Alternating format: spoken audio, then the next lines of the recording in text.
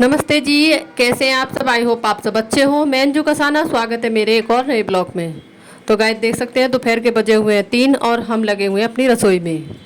हमारे घर पे आए थे कुछ मेहमान काफ़ी टाइम बाद। सास के मतलब सास की सिस्टर थी, भतीजे वगैरह थे, कुछ लेडीज़ थी, कुछ जेंट्स थे।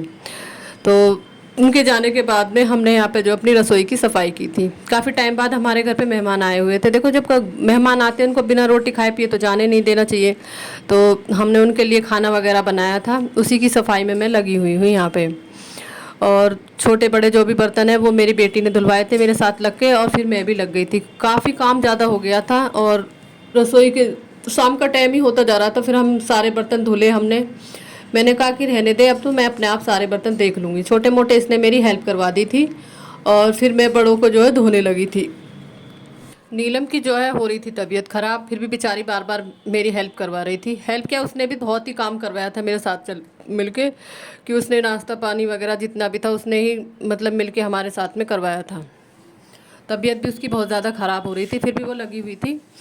और उसके बाद में मैंने मैनेज कर लिया था, बर्तन वगैरह मैंने धोए थे। फिर उसके बाद में छोटे बड़े जितने भी बर्तन हैं फिर मैंने अपने आप मैनेज कर लिए। फिर कढ़ाई वगैरह में सब्ज़ी रखी हुई थी तो फिर मैंने इसको साफ़ किया और जो बर्तन थे उनको भी साफ़ किया, क्योंकि मुझे बाहर का भी काम देखना था। तो फटाफट से मैं लगी हुई थी, भैंसों वगैरह का भी काम देखना था।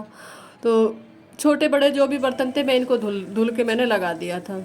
और जो प्लेटें वगैरह थी तब मेहमान चले गए थे, ये प्लेटें वगैरह रह गई थी, इनको मैंने पोंछ पोंछ के लगाया।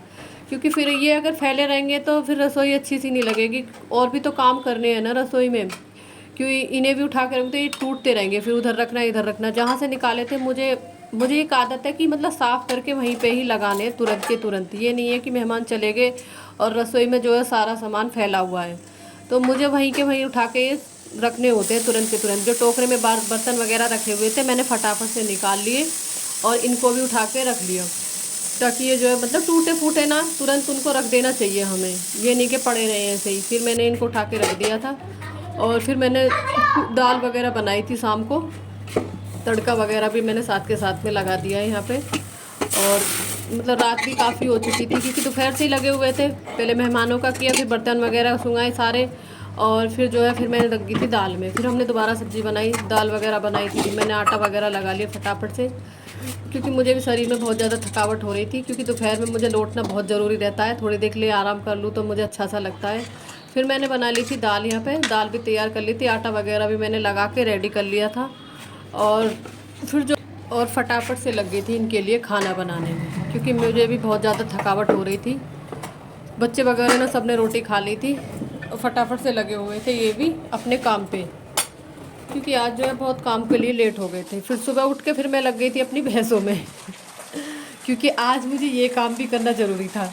कई दिनों से जो है मतलब ये भैंस वगैरह नहाई नहीं थी। मेरा मन कर रहा कि आज जो है बाकी काम बाद में होगा और सबसे पहले आज जो है इन भैंसों को मैं नहला देती हूँ।